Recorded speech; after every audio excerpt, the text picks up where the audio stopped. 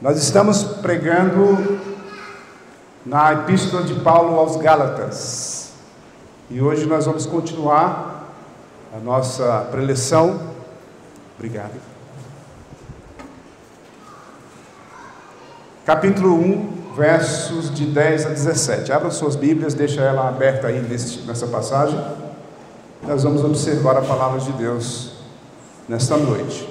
O tema dessa preleção de hoje é a surpreendente graça de Deus. A surpreendente graça de Deus. Irmãos, o Evangelho nos dá um par de óculos através dos quais podemos rever nossa própria vida. Podemos enxergar Deus preparando-nos e moldando-nos. Ele nos prepara por meio de nossos próprios fracassos e pecados. Seu propósito é nos tornar da sua graça, ou vasos da sua graça, no mundo. Deus derramou a sua graça amorosa sobre Paulo, nós sabemos disso. Não porque ele fosse digno de recebê-la, mas apenas por deleitar ou ter prazer em fazê-lo. Deus sempre agiu assim. É como Moisés diz lá ao povo de Israel, ao povo de Deus, em Deuteronômio capítulo 7, versículo 7 e 8. Ele diz: o Senhor não se agradou de vós, nem vos escolheu, porque fostes mais numerosos do que todos os outros povos, pois éreis menos numerosos do que qualquer outro povo. Mas o Senhor vos tirou com mão forte e vos resgatou da casa da servidão, da mão do Faraó, rei do Egito, porque vos amou. Deus não nos ama porque somos úteis. Nós somos inúteis. A palavra de Deus diz isso. Ele não nos ama porque nós somos úteis. Ele nos ama pelo simples fato de que nos ama. Ele é claro, esse é o único tipo de amor que podemos estar seguros. Uma vez que é o único tipo de amor que não temos como perder, já recebemos. A palavra de Deus nos ensina que o amor de Deus é o mesmo sempre, ele não aumenta, nem diminui, nem se extingue. Na realidade, o amor de Deus é o mesmo sempre, e nada que nós venhamos a fazer de bom para Deus vai aumentar o seu amor, ou fazer algo de ruim para Ele vai diminuir o seu amor. Ele nos ama da mesma forma. E a gente pode ter essa certeza, que a gente não vai perder esse amor. Isso é graça. Vamos ler lá em Gálatas capítulo 1, verso de 10 a 17, e vamos observar Paulo fazendo a sua narrativa, tentando fazer sua defesa e mostrando o que Deus fez com ele, quem era ele, quem ele é naquele momento que ele está escrevendo aos Gálatas, quem é aquele homem que foi alcançado pela graça de Deus e quem somos nós hoje, no presente, em relação àquilo que o Senhor, nosso Deus, vai ensinar através da palavra da Epístola de Paulo aos Gálatas. Versículo 10 do capítulo 1 de Gálatas diz: porventura procuro eu agora o favor dos homens ou de Deus? Ou procuro agradar a homens? Se agradasse ainda a homens, não seria servo de Cristo. Faço-vos, porém, saber, irmãos, que o Evangelho por mim anunciado não é segundo o homem, porque eu não o recebi, nem o aprendi de homem algum, mas mediante revelação de Jesus Cristo. Porque ouvistes qual foi o meu proceder outrora no judaísmo, como sobremaneira perseguia eu a igreja de Deus e a devastava. E na minha nação, quanto ao judaísmo, avantajava-me a muitos da minha idade, sendo extremamente zeloso das tradições de meus pais. Quando, porém, ao que me separou antes de eu nascer e me chamou pela sua graça, aprouve revelar seu Filho em mim, para que eu o pregasse entre os gentios, sem detença. Não consultei carne e sangue, nem subi a Jerusalém para os que já eram apóstolos antes de mim, mas parti para as regiões da Arábia e voltei outra vez para Damasco. Vamos orar. Deus Pai Todo-Poderoso, a Tua graça e o Teu amor nos constrange. Por isso, Senhor, eu te suplico que o Senhor esteja moldando as nossas vidas, transformando-as de acordo com a Tua vontade. Senhor, não sou digno de falar da Tua palavra, mas o Senhor, pela Tua misericórdia, nos dirige esta noite para poder falar aquilo que é importante para aqueles que as ouvem. A Tua palavra é eficaz, a Tua palavra transforma vidas. Assim como a Tua palavra fez com Paulo, também faz conosco. Obrigado, Senhor, por esse privilégio de estarmos aqui reunidos em Teu nome, para louvar o Teu nome e também para ouvir a Tua voz, para ouvir o que o Senhor tem a nos dizer através da carta aos Gálatas. Usa Teu servo. Teu servo precisa muito da Tua ajuda, Senhor, para que possamos discernir através do Teu Santo Espírito aquilo que precisamos aprender e aplicar em nossas vidas. É isso que nós te pedimos em nome do nosso Senhor Salvador Jesus. Amém. A primeira coisa que nós vemos aqui, que a gente pode tirar de lição aqui, é: você agrada homens e não agrada Deus. Talvez você pense assim, mas eu agrado a Deus. Eu não agrado aos homens. O apóstolo Paulo, ele faz uma pergunta retórica, versículo 10, e a resposta, a gente sabe, é não. Ele não procura o favor dos homens. Procurar favor, na palavra grega, peito, significa, no contexto, conciliar. Essa palavra significa conciliar. Ele diz que não procura conciliar o favor, ou conciliar com os homens, mas ele procura conciliar com Deus. A ideia parece ser que Paulo responde à acusação de, ao afrouxar a exigência da circuncisão para os convertidos, facilitar a entrada do cristianismo. É interessante isso, porque eles queriam que os fariseus, os judeus, queriam que o cristão também fosse circuncidado. E ele foi acusado, porque ele estava trazendo um evangelho que feria aquelas práticas que eles já tinham. Mas aí ele começa a se defender. A primeira das perguntas retóricas é repetida para ênfase adicional para nós, para os Gálatas, para a igreja em Mangabeira, todas as igrejas que estão espalhadas pelo mundo todo, as igrejas locais, a igreja invisível de Deus.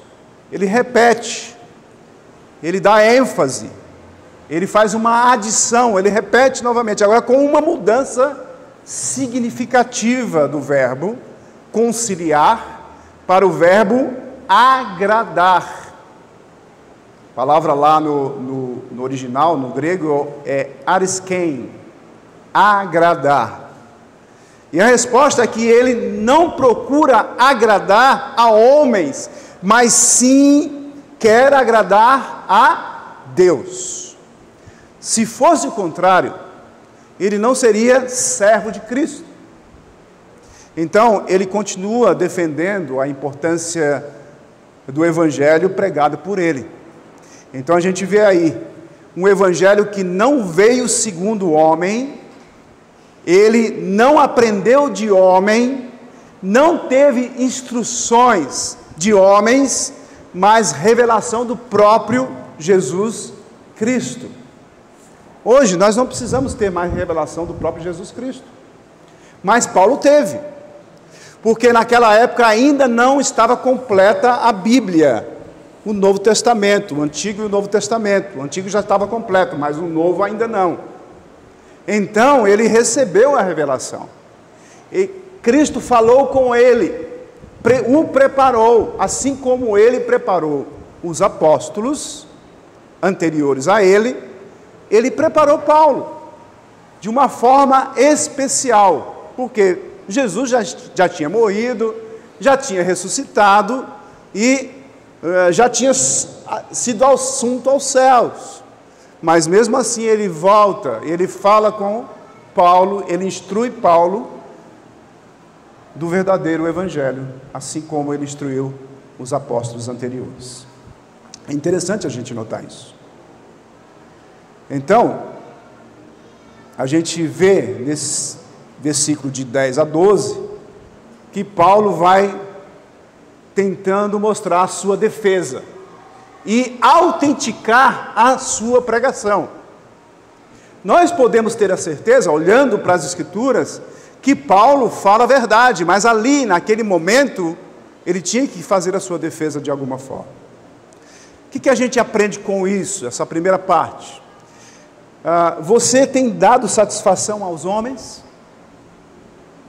No sentido de que, olha, eu preciso dar desculpa aos homens, e essa desculpa, ou essa forma de falar, vai ter, eu vou me defender daquilo que ele acha que eu fiz, por causa do Evangelho, eu tento me desculpar, dizer, não é bem assim, se eu estou sendo cobrado, na minha vida cotidiana, no seu trabalho, nos seus estudos.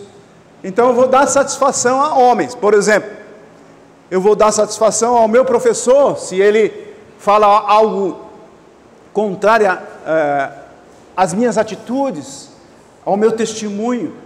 Aí, para que eu venha a ter um relacionamento de bem com ele, eu chego para ele e dizer assim, olha, não é bem assim, eu sou cristão, mas eu sou cristão assim, eu posso fazer algumas coisas assim, assim, assim. E ele vai dar satisfação ao homem e não satisfação a Deus.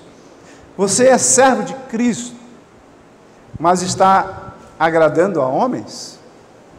Você adapta o Evangelho conforme os seus costumes? Seu testemunho é segundo Deus? Se o seu testemunho é segundo a Deus, você não agrada a homens. Porque o Evangelho é contrário à sociedade, em certo sentido. Uma sociedade corrupta, uma sociedade caída, um sistema que fere os princípios cristãos. E quando eu defendo o verdadeiro cristianismo, eu vou contra todas essas coisas. E eu não vou agradar a homens, mas eu vou agradar a Deus. Se eu agrado a Deus, eu vou enfrentar algumas dificuldades. O que você tem aprendido é ensino que vem de quem?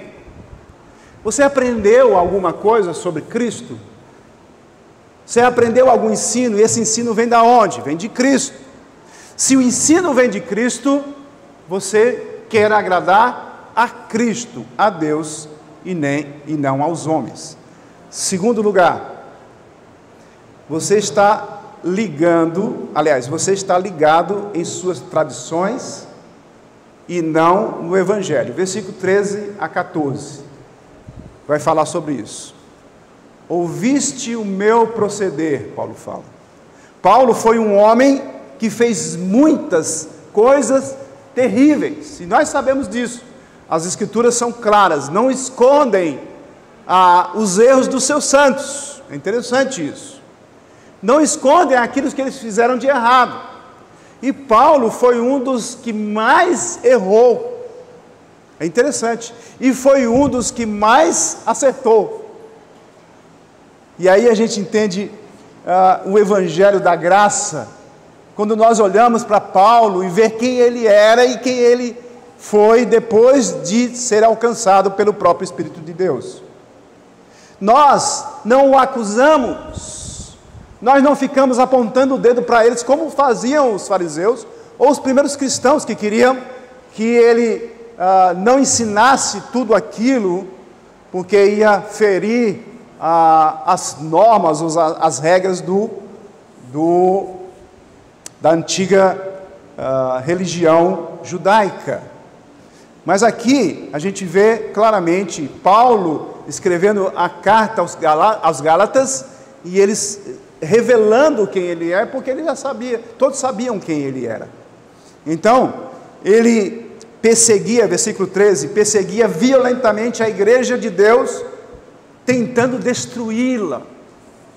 Já pensou se nós vivêssemos na época de Paulo, e de repente estávamos reunidos ali na igreja de Jerusalém, e de repente Paulo entra na igreja e diz: eu vim para falar com vocês.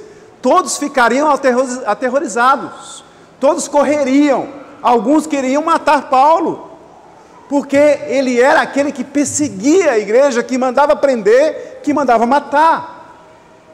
Então, a gente começa a se colocar no lugar de Paulo. Olha, como é que eu posso provar que agora eu não sou aquele Paulo, eu não sou mais o Saulo, mas eu sou o Paulo de Cristo? Então, no entanto, Paulo era também um homem responsável por muitos feitos religiosos. Ele fala aí nesses versículos 13 e 14. Ele passara anos buscando viver de acordo com as tradições e os costumes judaicos. É interessante porque pode acontecer com você, ou aconteceu com você, que você vivia em uma determinada igreja e seguia as regras bem direitinho, e dizia: olha, eu estou indo corretamente na minha vida religiosa. Só que, de repente, ele descobre que tudo aquilo que ele fazia era errado. Tudo aquilo que ele fazia não era a favor de Deus, não era para agradar a Deus, mas era para agradar aos homens. Eu não estou falando único e exclusivamente do judaísmo, não é assim, mas os fariseus faziam isso, certo? Mas o judeu, aquele judeu realmente que tinha uma convicção de que o Messias viria e que ele oferecia sacrifícios, já pensando no Messias que viria, e esse fez tudo direitinho, é outra pessoa. Mas Paulo, ele pensava que estava fazendo tudo direitinho. Eu seguia a minha tradição, a tradição patriarcal, ou a tradição dos meus pais. Eu seguia e fazia tudo direitinho. Eu era religioso. Passara anos buscando viver de acordo com as tradições e os costumes judaicos. Ele diz que ultrapassara quase todos da sua geração, da minha idade, quanto a ser zeloso da justiça moral, versículo 14.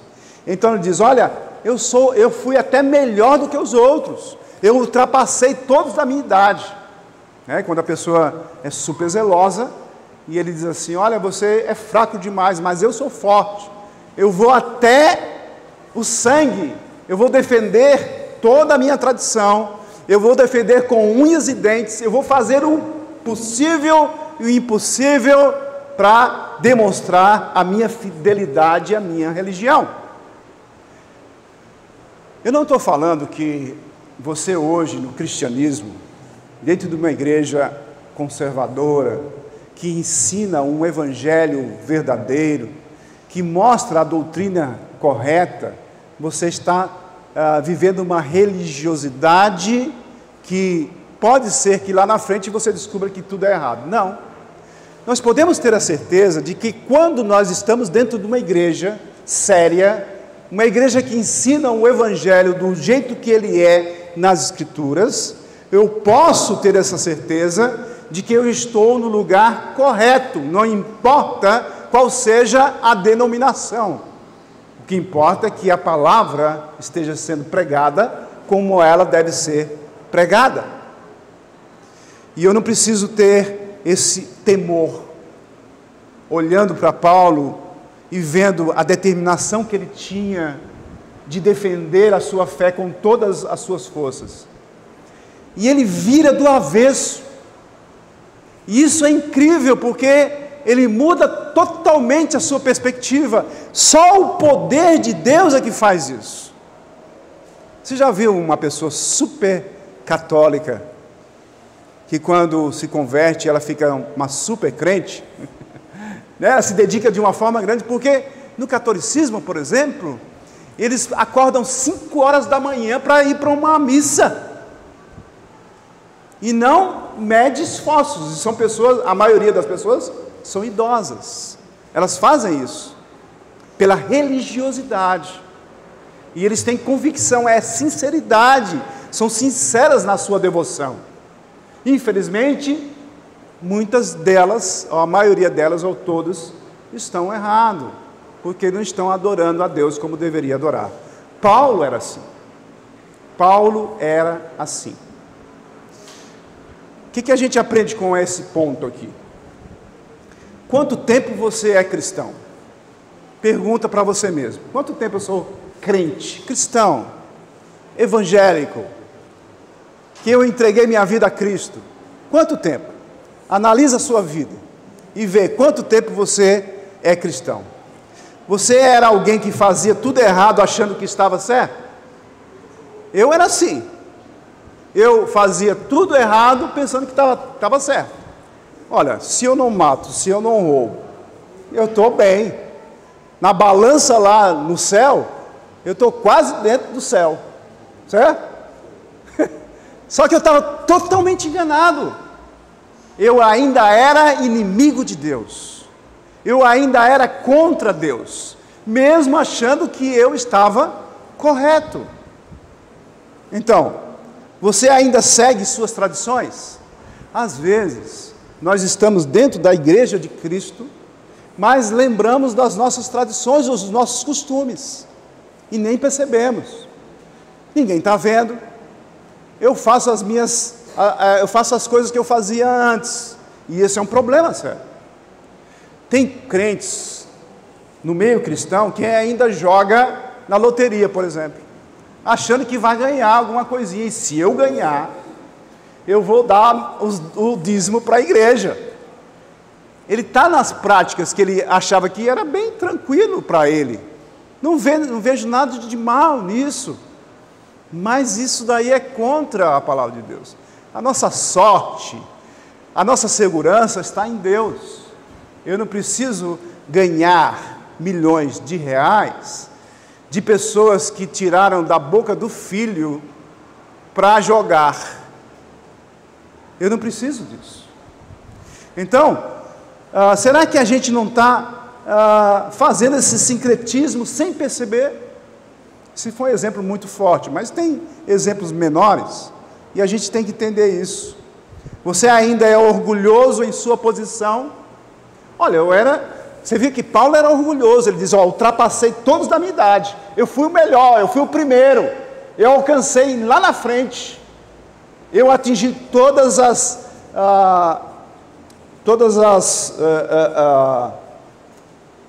o máximo de nota que eu precisava. Ele era assim. Não significa que você não precisa ser o primeiro. Se Deus permitiu que você tenha condições de tirar só 10, ótimo. Mas você não se vangloria diante dos homens, que, olha, eu fui o melhor nesse ponto. Não precisa disso. As próprias pessoas reconhecem, você não precisa ficar se vangloriando nesse sentido. Paulo era assim. Ele dizia, olha, eu sou o melhor que vocês. Tá certo? Ele era assim. Então o que você fazia quando você não era cristão? E o que você faz agora na sua vida cristã? O que você faz agora? O que você fazia quando você não era cristão? E agora, o que você faz? Você analisa a sua vida? Você entende que agora que você é uma nova criatura? Você entende que agora as coisas velhas já passaram, eis que tudo se fez novo? Que você agora não carrega o velho homem, mas você agora é uma nova pessoa, mudou tudo. As suas atitudes, o seu orgulho tem que ser quebrado. Não existe mais orgulho dentro da igreja de Cristo. Essa é a grande diferença, e é um dos maiores desafios. Por quê? Porque o pecado do orgulho, ele é inconfessável. Poucas pessoas vão dizer assim, eu tenho o pecado do orgulho. Poucas pessoas vão dizer isso. E mesmo, às vezes, nem oram a Deus para tirar esse orgulho. É por esse motivo que às vezes, há desavenças e controvérsias dentro da igreja por causa desse orgulho. Nós somos todos iguais dentro da igreja de Cristo. Não existe mais essa questão de posição, eu sou o melhor porque eu tenho mais ou porque... Não existe isso dentro do cristianismo. Existem posições, algumas posições dentro, mas isso não vai lhe dar condições de dizer assim, eu sou pastor, não vou dizer eu sou diácono, e você não é nada. Não é isso, não existe isso dentro da igreja cristã, certo? Eu sou presbítero e você não é ninguém, ou você não é ninguém. Não é assim, a gente tem que entender que a nossa vida mudou totalmente. Terceiro ponto, você foi separado antes, e aí nós vemos aí no versículo 15 ao versículo 17, é algo fascinante, separado antes. Quando foi que você foi separado? Quando foi que Paulo foi separado? Olhando para trás, Paulo, ele consegue agora reconhecer que a graça soberana de Deus estivera agindo em sua vida muito antes da conversão de si próprio, muito antes. Ele pega uma referência lá do próprio Davi, né? Em Salmos. Então ele diz, quando diz que Deus, desde o ventre, versículo 15, de minha mãe me separou. Então ele está afirmando, e não é ele que afirma com as suas palavras, é o próprio Espírito de Deus que está afirmando que ele foi separado no ventre da mãe dele. Agora isso foi só Paulo? Não, foi você também. Deus separou você antes. E não foi somente no ventre da sua mãe, mas foi antes da fundação do mundo. Isso é mais fantástico ainda, mais sobrenatural ainda, inacreditável. Como é que pode isso? Deus me separou antes da fundação do mundo. Lá na eternidade passada, Ele já tinha em mente você, e Ele te separou. E quando chegou o momento de tua mãe ter você já estava separado. Para quê? Para um propósito. Tinha um propósito, ou tem um propósito. Ele quer dizer que a graça de Deus o estivera moldando.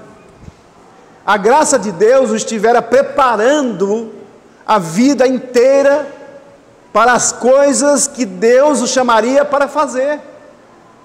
Mas afinal, por que tudo isso aconteceu? Propósito. Deus, Ele tem um propósito para cada um de nós. Ele não tem um propósito somente para aqueles que foram alcançados. Ele tem um propósito para toda a criatura. Todos nós temos um propósito que vem de Deus. Eu preciso direcionar esse propósito para Deus. A vontade de Deus seja cumprida em mim. A vontade de Deus seja cumprida em você. Há um propósito. Mesmo que eu faça tantas coisas erradas na minha vida, mesmo que eu tenha feito tantas coisas horríveis na minha vida, Deus tinha um propósito para isso também. Às vezes nós achamos que por ter feito algo tão horrível, nós somos incapazes de receber o perdão de Deus. Pelo contrário, Deus é fiel, é justo para nos perdoar de todos os pecados, porque Cristo fez isso por nós. Então, Paulo, ele entendeu isso claramente, porque Deus escolheu, preparou e a seguir chamou Paulo, o orgulhoso perseguidor da igreja. Por quê? Será que foi porque Paulo agradava a Deus de alguma maneira? Ou de qualquer maneira? Será que nós agradamos a Deus de qualquer forma? Será que quando nós entendemos o pecado em nossa vida e pedimos perdão a Deus em Cristo Jesus, eu vou pecar mais para que a graça seja mais abundante? Para que a graça aumente?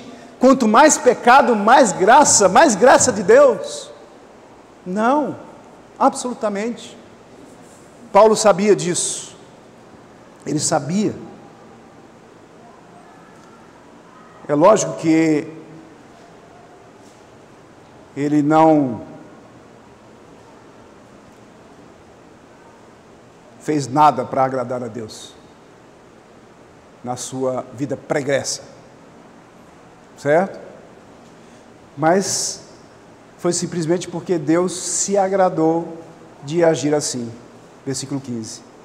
Ele simplesmente se agradou. Eu vou pegar esse carinha aqui, que é super contrário a mim, que faz tudo errado, que anda na contramão, eu vou pegar ele.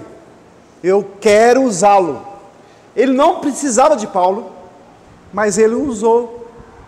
Ele usou único e exclusivamente Paulo, assim como ele usou Maria, assim como ele usou Pedro, assim como ele usou todos os apóstolos, o obstinado Pedro, assim como ele usou você, está usando você, obstinado, teimoso, mas ele está te usando.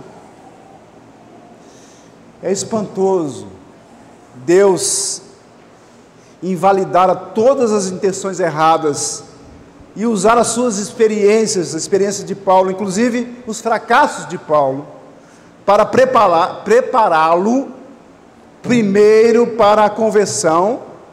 Lembra? Ele foi levando ele, e lá no caminho de Damasco ele é convertido de uma forma inusitada. Ele caiu, ficou cego, ele precisou de alguém, ele orou, ele perguntou quem é que estava ali, porque ele ouviu a voz, e perguntando por que ele estava perseguindo ele. Deus sabia, Jesus sabia porque ele estava sendo perseguido, que ele estava perseguindo a igreja. É interessante você notar também que Jesus diz assim: por que me persegues? Por que persegue a igreja? Jesus se coloca a igreja como igreja também, nesse sentido. Você está perseguindo a mim? Está perseguindo a igreja. E aí, Deus usa, primeiro para a conversão, depois para ser um pregador para os gentios, versículo 16, para ser pregador para nós. Que privilégio! Tem algum judeu aqui? Judeu, levanta a mão. Não tem nenhum judeu? Deve ter e você não sabe, eu já falei isso já outra vez. Deve ter e você não sabe, talvez você seja um descendente de judeu e nem sabe. Mas independente de ser judeu ou não, Cristo morreu para aqueles que creem nele. E aí o conhecimento do Antigo Testamento que Paulo tinha, o zelo e o treinamento, o esforço que ele empregara para se opor a Deus e à sua igreja, versículo 13, tudo estava sendo usado por Deus para quebrantá-lo e capacitá-lo para ser instrumento de Deus na edificação da sua igreja. No versículo 17, finalmente, essa referência à Arábia, versículo 17, é a única no Novo Testamento. Se interpretarmos o versículo 17 como algo imediato, parece que surge um conflito entre, se você olhar Atos 9, 19 a 22, você vai ver lá que, quando Paulo fez algumas pregações na sinagoga, logo após o batismo. Mas a questão que Paulo quer deixar claro aqui, nessa passagem, é que ele foi para a Arábia, em vez de ir para Jerusalém. Por quê? Para o seu primeiro período contínuo de reflexão e preparação. Ele foi fazer a sua graduação. Paulo foi estudar com quem? 3 anos. Quem foi que estudou com Jesus 3 anos? Todos os apóstolos. Paulo se retira para a Arábia e vai passar 3 anos estudando com quem? Jesus Cristo. Jesus Cristo. Jesus o ensina. O mesmo tempo que ele ensinou os apóstolos, ele passa com Paulo. E ali, ele se prepara. Ele faz uma reflexão profunda. Ele olha tudo o que ele fez. Ele olha agora e ouve Cristo falar tudo o que ele deve fazer. Todas as coisas que ele deve, todo o caminho que ele deve trilhar. E olha, Paulo, você vai sofrer. Olha, Paulo, não vai ser 1000 maravilhas. Eu vou te dar um emprego e você vai sofrer. Mas você vai sofrer por mim. E vai chegar ao ponto de dizer assim, para nós, ou para os seus ouvintes, que viver é Cristo e morrer é lucro. Você já pensou como Paulo sofreu? Mas você já pensou como Paulo teve alegria no seu sofrimento? Parece ser algo sobrenatural e o é. Mas isso pode acontecer conosco. Se você acha que você sofre no Evangelho, você está totalmente enganado. Ainda não chegou no sangue. E se Deus, nos seus planos, fazer com que nós soframos por causa de Cristo, isso nos dará bem-aventuranças. Nós vimos isso no Sermão do Monte, logo no início. Então a gente precisa observar melhor a palavra de Deus e entendê-la melhor, e nos colocar diante de Deus como filhos dele, neste mundo caído, para fazermos uma grande diferença, assim como Paulo fez. Mas você vai dizer, Paulo, ele foi chamado especificamente para pregar para os gentios. E você foi chamado para quê? Para pregar para quem? Você vai fazer o quê? Você foi chamado para quê? Só para saber que você ganhou a vida eterna? Você foi chamado para quê? Para vir para a igreja e ouvir as pregações? Você foi chamado, eu fui chamado para fazer discípulos. É a mesma função de Paulo. É a mesma coisa de Paulo. É a mesma coisa para Pedro. É a mesma coisa para todos os cristãos. Não existe diferença. Nós fomos chamados para fazer discípulos. Precisamos fazer discípulos com o nosso testemunho. Você sabe que você foi escolhido antes de nascer? Você sabe que Deus, na sua infinita graça, revelou seu Filho a ti, o Evangelho, O Evangelho chegou para você de uma forma extraordinária. Foi ou não foi? Você lembra disso? Você lembra daquele dia quando você entendeu o Evangelho? Não foi maravilhoso? Parecia que você estava nas nuvens, ou não aconteceu isso com você? Comigo aconteceu. Parecia que eu estava nas nuvens. Eu queria falar para todo mundo. A gente sentia uma alegria muito grande. Olha, a gente queria colocar a Bíblia na cabeça das pessoas. Que eu queria falar, primeira coisa, falar para os meus familiares. Quando eu chego lá, minha tia diz assim, eu não vou mais para a casa do meu tio, minha tia diz, eu não piso mais na sua casa. E minha avó disse assim, você não é mais meu herdeiro. Então a gente fica assim, meu Deus, como é maravilhoso você entregar a sua vida a Cristo. Como é diferente. Isso tudo foi para que você tivesse aqui, nessa igreja agora, a igreja dele, para que você fosse transformado no instrumento para fazer discípulos dele. Você sabe que ele quer que você o conheça verdadeiramente? Você sabe que a maior alegria dele é que você quer conhecê-lo verdadeiramente? A maior alegria dele é ver você lendo as Escrituras e orando com ele, olhando para ele. A maior alegria dele é ver que você está entendendo o Evangelho e está aplicando na sua vida aquilo que você tem entendido. Se você quer agradar a Deus, faça a vontade dele. Se você quer agradar a Deus, você não precisa seguir regras e regras, não. Você precisa ter um coração quebrantado, um coração contrito, chegar diante de Deus, se derramar diante dele, chorar diante dele, dizer, Senhor, eis-me aqui, envia a mim, envia-me, envia a mim. Assim como os grandes homens de Deus, pessoas simples, fizeram a vontade de Deus. Que nós possamos entender a palavra de Deus, que nós possamos colocar em prática em nossas vidas. É o que mais a gente fala, é o que mais a palavra fala. Você tem que ser não somente ouvinte, mas praticante da palavra. Amém? Senhor, nosso Deus e Pai, obrigado, Senhor, pela Tua justiça, pelo Teu grande amor por nós, pela Tua bondade e misericórdia.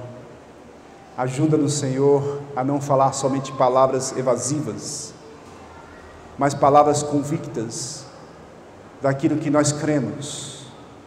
Que esta igreja possa ser uma igreja que crê realmente na Tua palavra, como uma palavra inerrante, uma palavra sobrenatural, a própria voz do Senhor falando aos nossos ouvidos. A oportunidade que temos de conhecer a Ti, Senhor, e conhecermos a nós mesmos. Que o Evangelho permeie todo o nosso ser. Que o Evangelho faça morada nos nossos corações. Que nós venhamos a entender o quanto é importante servir ao Senhor, para a honra e glória do Seu nome. Abençoe esta igreja e todas as igrejas espalhadas no mundo todo, que fazem parte da Tua igreja invisível. É isso que nós te pedimos e agradecemos, em nome do nosso Senhor e Salvador Jesus. Amém.